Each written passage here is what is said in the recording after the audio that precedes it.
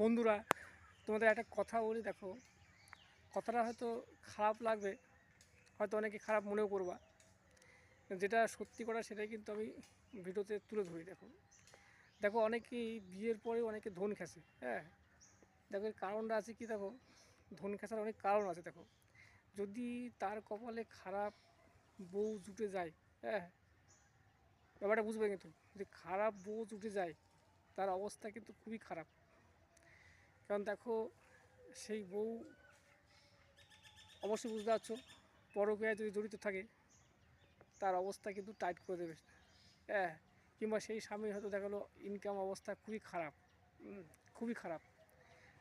দেখা গেলো সেই বউ পরকীয়া করে চলে গেছে, না হলে তাকে ছেড়ে দিয়ে চলে গেছে, তাহলে সেই স্বামীর অবস্থা কী হবে?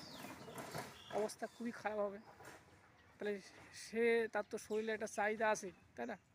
তখন কী করবে? সে চাহিদা মেটাতে গেলে কিছু করার থাকে না, তার মান সম্মানের ক্ষেত্রে সে অন্য জায়গায় যেতেও পারে না। হ্যাঁ, তখন কী থাকে?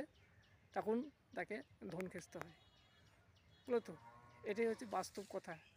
তুমি বাস্তবের সাথে তোমরা মিলিয়ে দেখবা আমি খারাপ বলছি কি ঠিক বলছি।